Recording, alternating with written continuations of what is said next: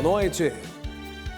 Bispos iniciam processo de discernimento para atualizar diretrizes evangelizadoras da Igreja no Brasil. Análise das conjunturas social e eclesial é tema de discussão na Assembleia em Aparecida. O Vaticano anuncia a viagem apostólica do Papa a 4 países na Ásia e Oceania em setembro. A serviço da solidariedade. Projeto social dá carinho e cuidado a idosos na capital paulista. Preço das passagens aéreas cai pelo 3º mês consecutivo. Ministro do STF inclui dono da plataforma X nas investigações das milícias digitais. Em Sergipe, Museu de Arte Sacra de São Cristóvão completa 50 anos de fundação. E atividades preparatórias para o Jubileu 2025 contam com a ajuda de voluntários. Esta é a TV da Inspiração Católica Canção Nova. Está no ar o Canção Nova Notícias, a serviço da vida e da esperança.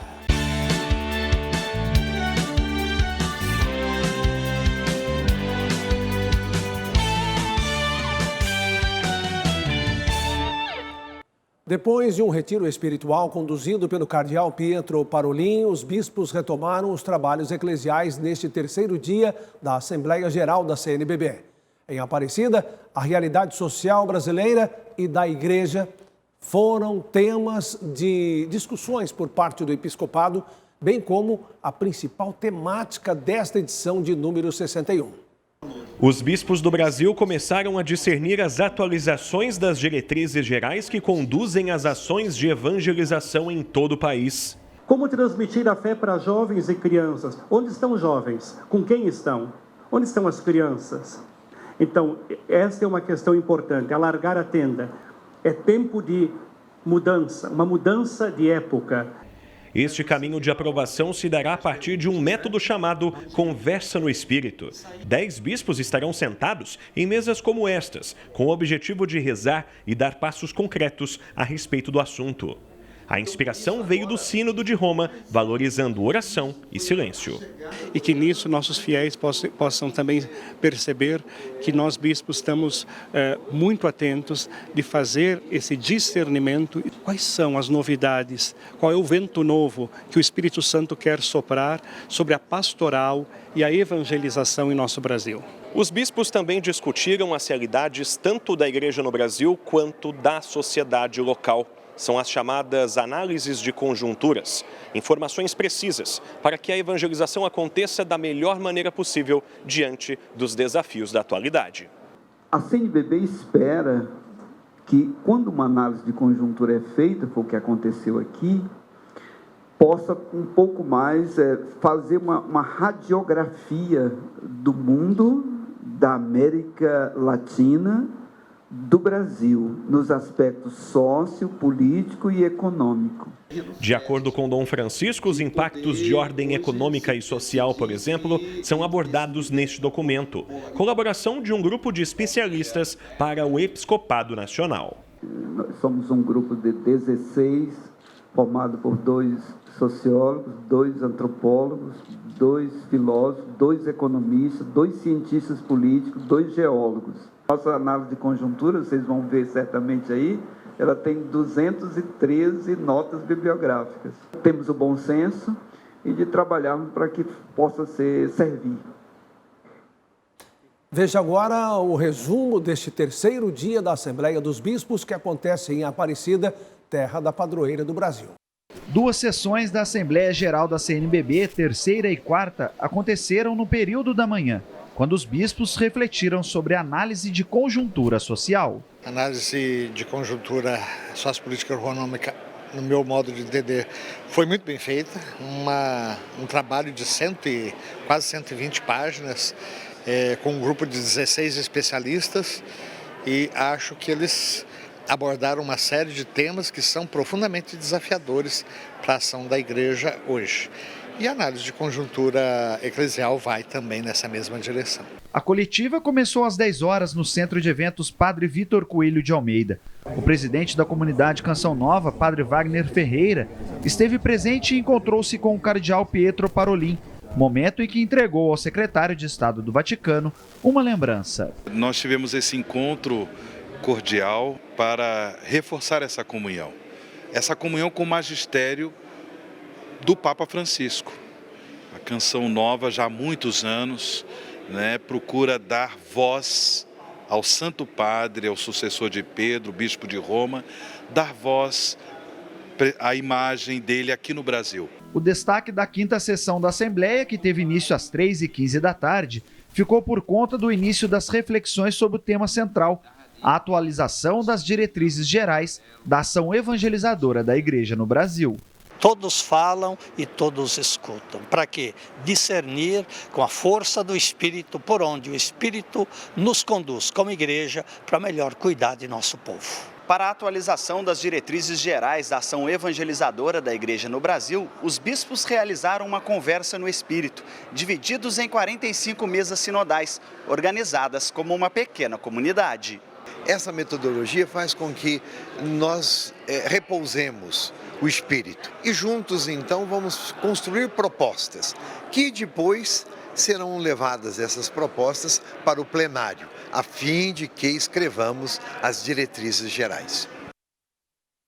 São muitas as ações de caridade realizadas pela Igreja Católica em todas as partes do mundo. Nós vamos fazer agora uma conexão com São Paulo, que vai trazer detalhes de um projeto social que leva esperança aos idosos. É com Sidnei Fernandes. Boa noite para você, Sidnei. Boa noite, Reinaldo, e boa noite a você que acompanha o Canção Nova Notícias. Há 9 décadas, a Igreja canonizou Santa Luísa Marilac, conhecida como padroeira das obras sociais. Aqui em São Paulo, nossa equipe visitou um projeto que cuida de velhinhos e traz no DNA o carisma das Filhas da Caridade. Dona Marja se recorda da sua chegada neste asilo da Zona Leste de São Paulo há 32 anos. Sem familiares no Brasil, a polonesa, que hoje está com 95 anos, gosta de passar o dia rezando. Eu já conheci essas irmãs lá de Curitiba, que eu me criei no Paraná. Então eu procurei e achei essa beleza aqui, por aqui eu fiquei. A cidade dos velhinhos de Santa Luísa Marilac é mantida com recursos da Associação São Vicente de Paulo e de doações. O projeto nasceu em 1961, inicialmente para acolher imigrantes, e hoje atende cerca de 60 idosos em situação de vulnerabilidade social. A alimentação, higiene, cuidados de enfermagem, temos um médico responsável técnico encaminhando eles para a sua referência de saúde.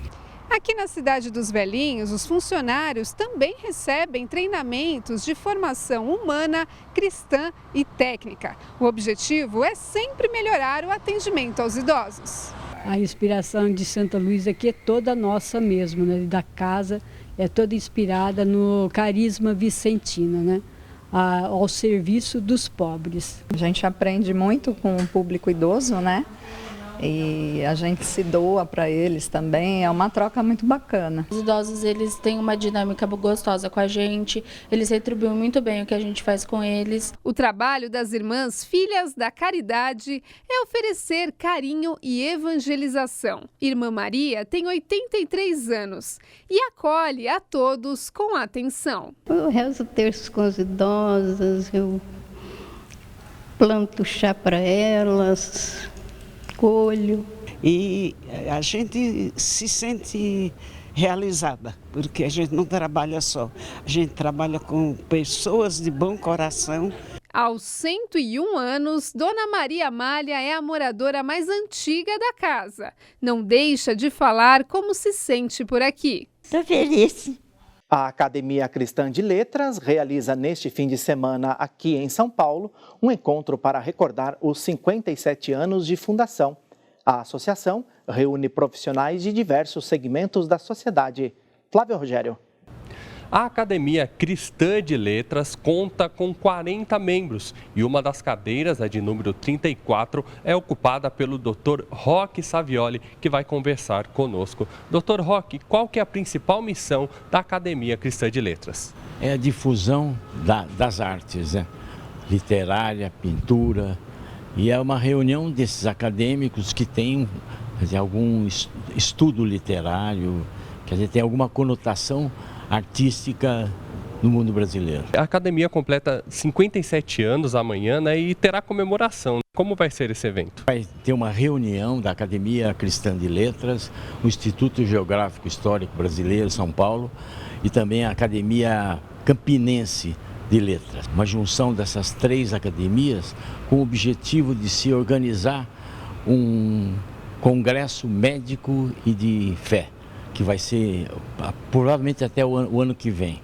É um congresso que vai integrar a medicina com a espiritualidade, que é também um dos objetivos, quer dizer, uma das missões da própria academia. E sempre as nossas reuniões são sempre precedidas pela oração de São Francisco, quer dizer, que tem todo esse contexto cristão. Dr. Roque, muito obrigado por sua participação. De São Paulo, Flávio Rogério, para o Canção Nova Notícias. Em abril de 1831, o hino nacional brasileiro foi tocado pela primeira vez em nosso país. A execução do hino é obrigatória em escolas da rede pública e privada, uma vez por semana. Muito mais que uma melodia, o hino faz parte da identidade da nossa nação. Os alunos do Colégio Madre Cabrini, na Zona Sul de São Paulo, se reúnem uma vez na semana para cantar o hino nacional. As crianças são acolhidas pela pastoral, então tem um sentido para a nossa escola fazer um acolhimento diferenciado. É ali quando a gente traz algum tema diverso que tem a ver com a formação humana, e eles também cantam o hino nacional.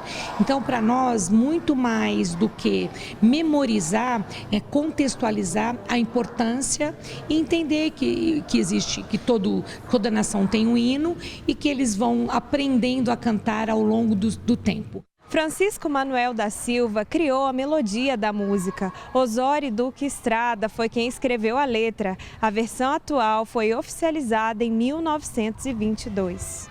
A ideia do hino nacional surgiu ainda no século XIX, com a criação de uma canção para representar o país após a abdicação de Dom Pedro I. O hino nacional ele surge devido à independência do Brasil, feita por Dom Pedro II no ano de 1822.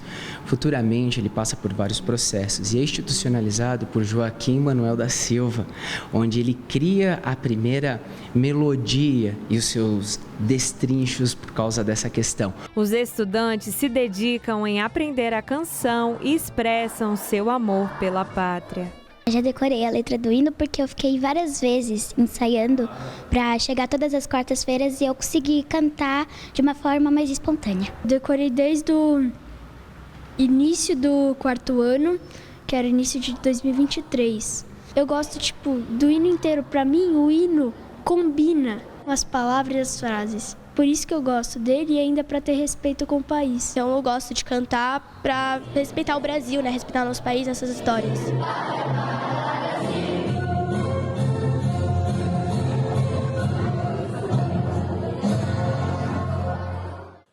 O ministro do Supremo Tribunal Federal, Alexandre de Moraes, e o empresário Elon Musk protagonizam um embate controverso nos últimos dias. Nós vamos a Brasília com Ronaldo da Silva saber mais sobre esse caso. Boa noite, Ronaldo. Olá, Reinaldo. Também para você, muito boa noite. Boa noite para a nossa equipe e para toda a audiência da Canção Nova. Após a sequência de confrontos nas redes sociais, o ministro do Supremo Tribunal Federal inclui o dono da plataforma X nas investigações das milícias digitais. A reportagem é de Camila Castro. A decisão do ministro do Supremo Tribunal Federal tem embasamento jurídico, segundo este advogado. Fatos que podem eventualmente ser considerados crimes, que causam efeitos aqui no Brasil, elas podem ser investigadas pela Justiça Criminal Brasileira. Nos últimos dias, Elon Musk, dono da plataforma X, antigo Twitter, fez uma série de publicações associando o ministro Alexandre de Moraes à promoção de censura no Brasil. O bilionário desbloqueou perfis suspensos por determinação judicial no âmbito dos inquéritos que investigam a disseminação de informações nas redes sociais e chamou Moraes de ditador.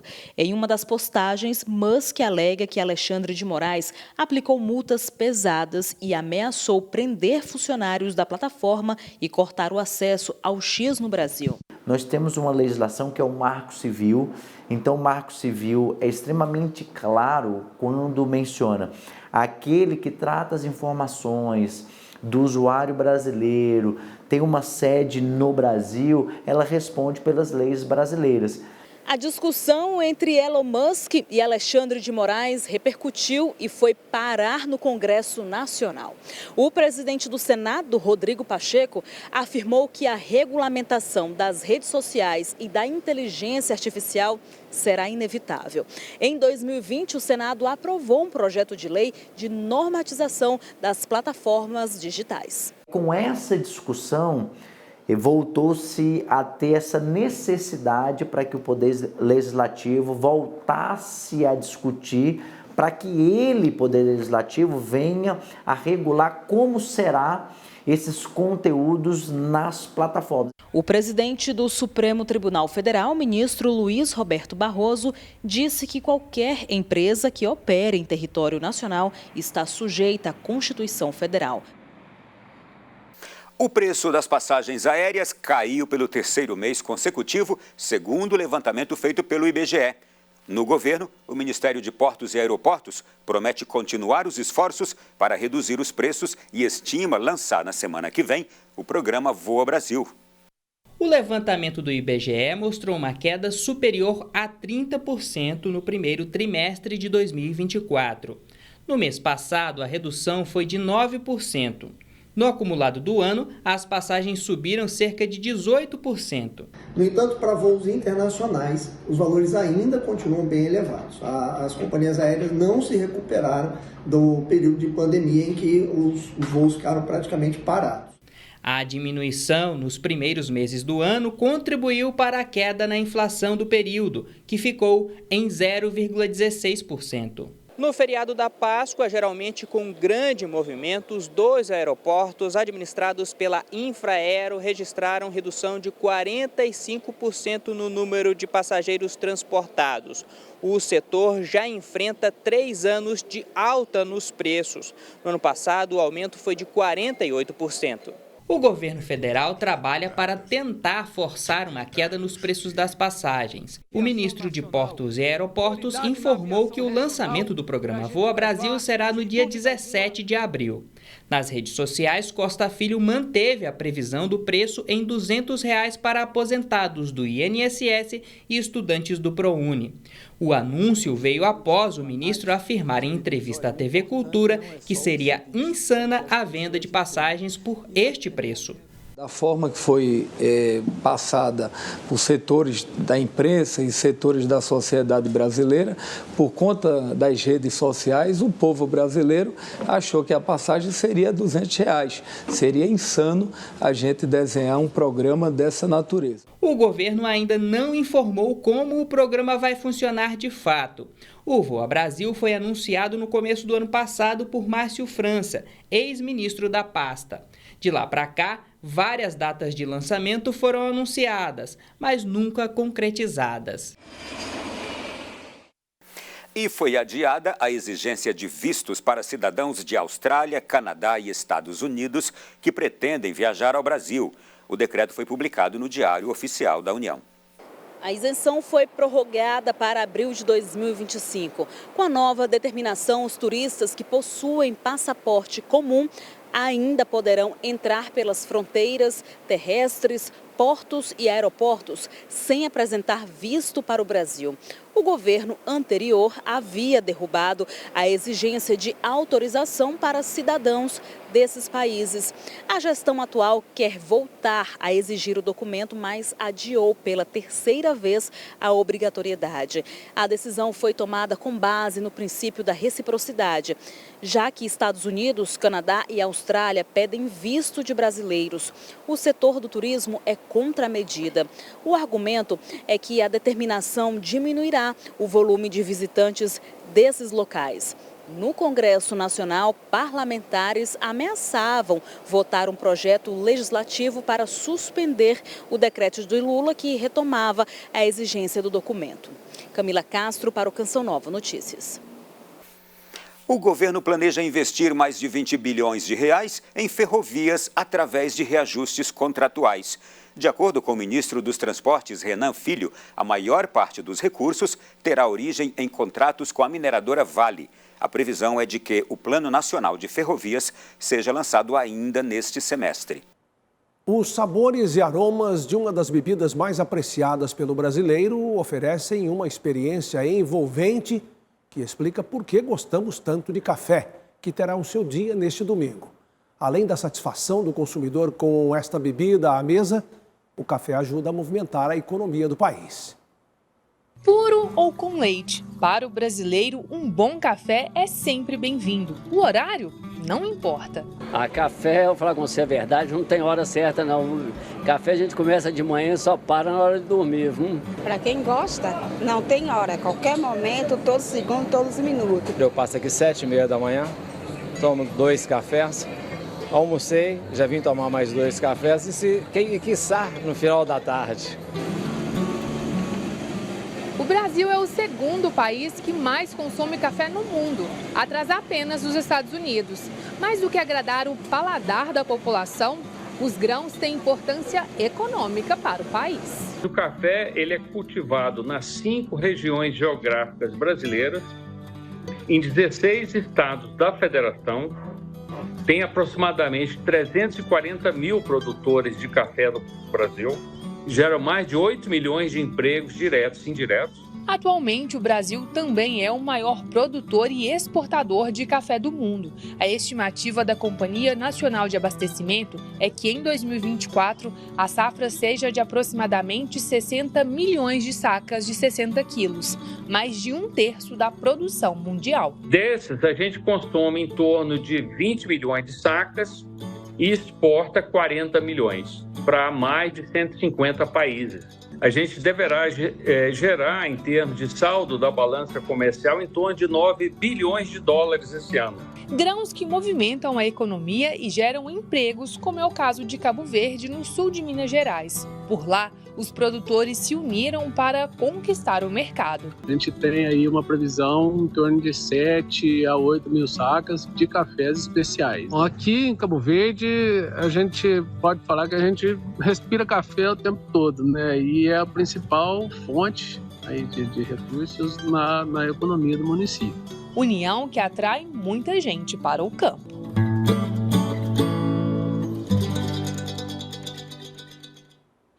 A Canção Nova é mantida pela ajuda generosa de pessoas que contribuem com a evangelização. Programas como Sorrindo para a Vida e o Canção Nova Notícias levam a você as verdades da fé e a realidade do Brasil e do mundo. Domingo é dia do repórter Canção Nova e o tema, a festa de São Benedito e São Gonçalo, tradicional em Guaratinguetá e Aparecida, no interior de São Paulo.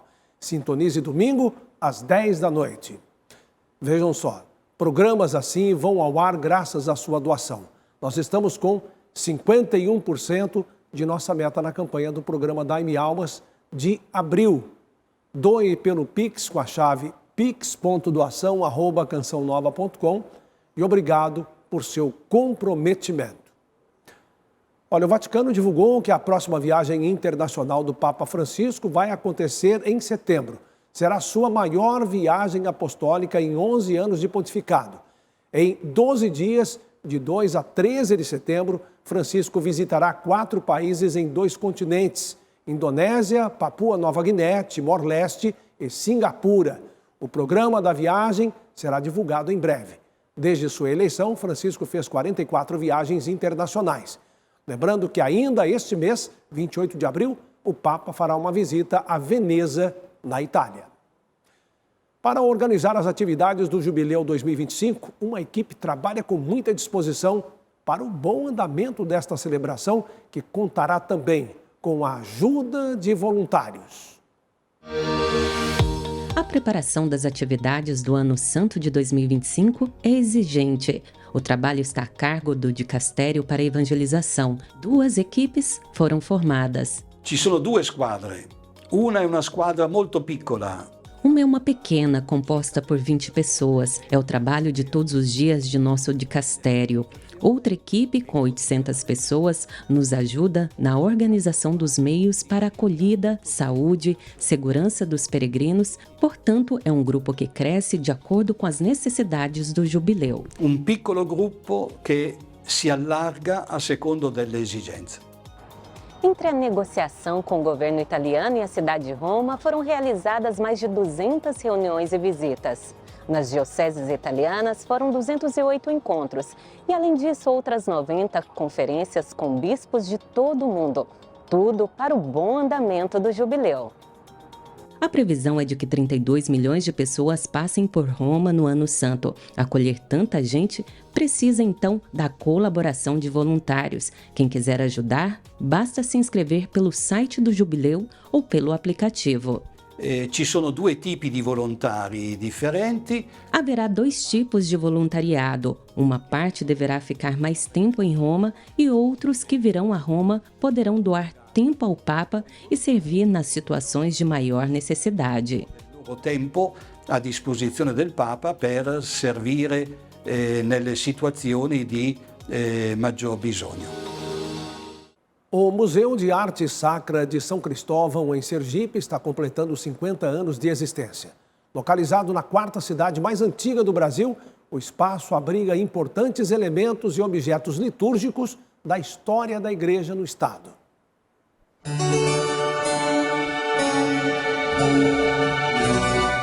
Nesse prédio histórico do século XVII estão guardadas centenas de peças do acervo religioso da igreja, genuinamente sergipanas, a maioria datadas dos séculos XVIII e XIX.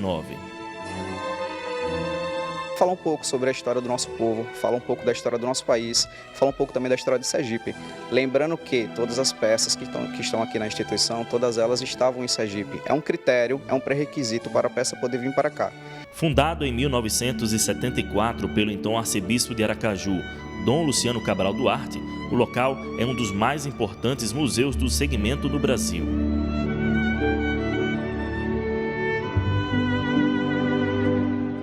É um museu que tem sido muito visitado, muito elogiado. Nós temos um instrumento de avaliação e nossas avaliações são boas e ótimas por todos os visitantes. Então é um museu de suma importância para aqueles que professam a fé católica. No ano passado, o museu recebeu mais de 15 mil visitantes, turistas e pesquisadores brasileiros e de países como Argentina, Estados Unidos e Alemanha. No local, a conservação das mais de 500 peças religiosas chama a atenção.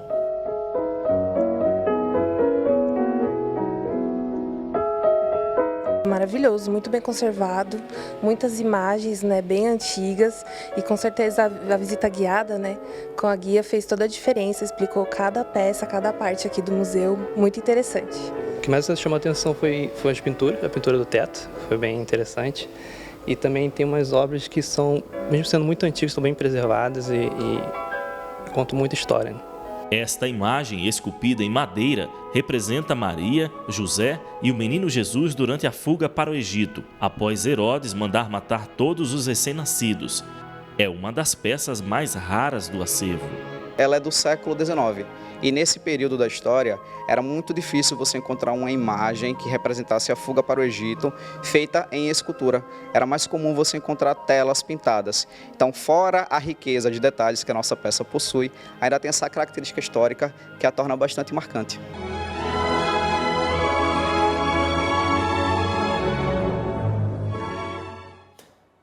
O fim de semana será de chuva em muitos locais do país. Em algumas áreas, a previsão é de temporais.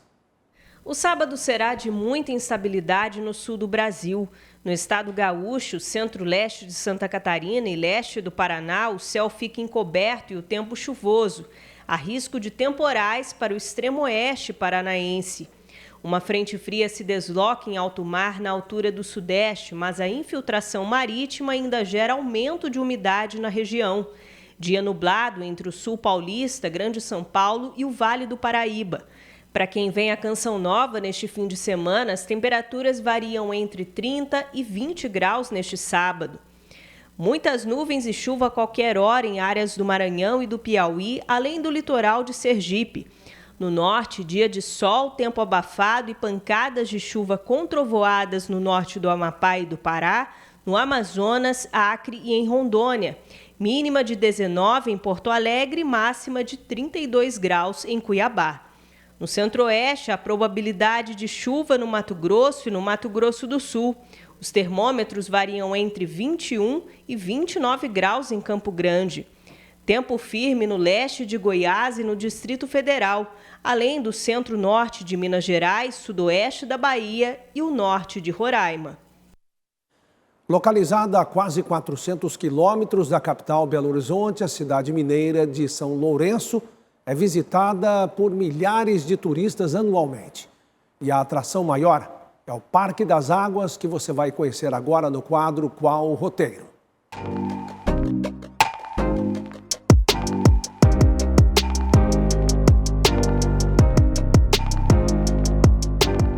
430 metros quadrados de natureza preservada em um local que possui 130 anos de história. Bem-vindos ao Parque das Águas de São Lourenço. O Parque das Águas ele passou por muitas modificações, por muitas mudanças assim, e na parte religiosa também a cidade foi crescendo. O local, que um dia foi disputado por bandeirantes e indígenas cataguases, hoje recebe turistas do país inteiro e até do exterior. Pessoas que buscam contato com a natureza e desejam experimentar as 9 fontes de água mineral. A gente recebe por ano hoje mais de 350 mil visitantes que nos visitam aqui. E uma vez que está dentro do parque, o visitante tem acesso a todas essas 9 fontes e o acesso à água dessas fontes é liberado completamente. O nosso passeio começa pela Fonte Oriente, a primeira instalada no parque. A água se destaca por ser cristalina e naturalmente gaseificada. Essa fonte ela é mais usada em gastronomia. Então ela faz uma boa combinação com alguns pratos, com vinhos. Um pouco mais à frente, o visitante encontra a Fonte Ferruginosa. Como o próprio nome diz, ela é riquíssima em ferro. Antigamente, até as escolas davam para as crianças, exatamente para prevenir a questão de anemia. Então ela é muito usada para quem está fazendo tratamento de anemia.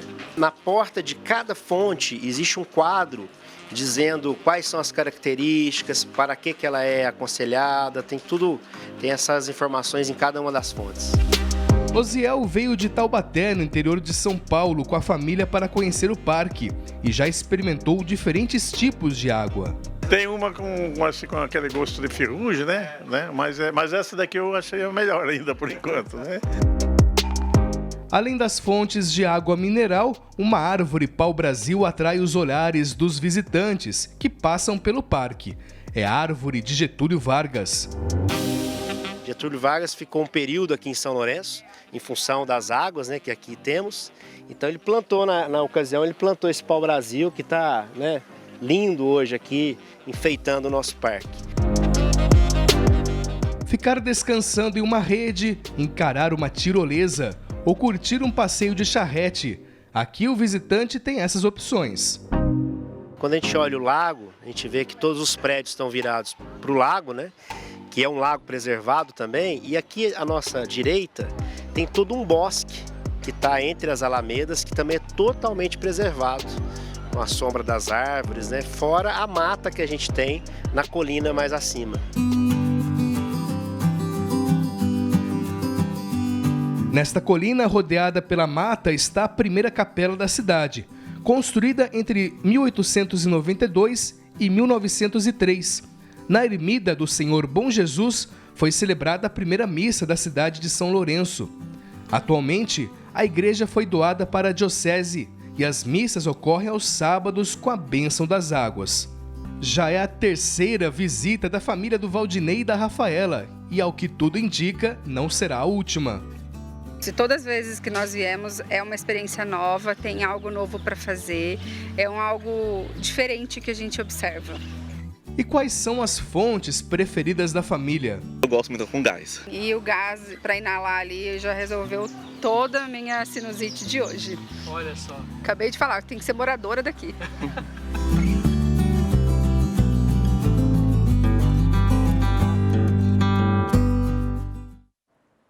E vale esse passeio, não vale?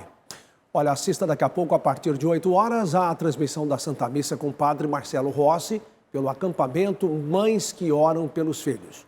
Boa noite e aproveite o fim de semana com alegria, responsabilidade, esperança e fé. Paz para você.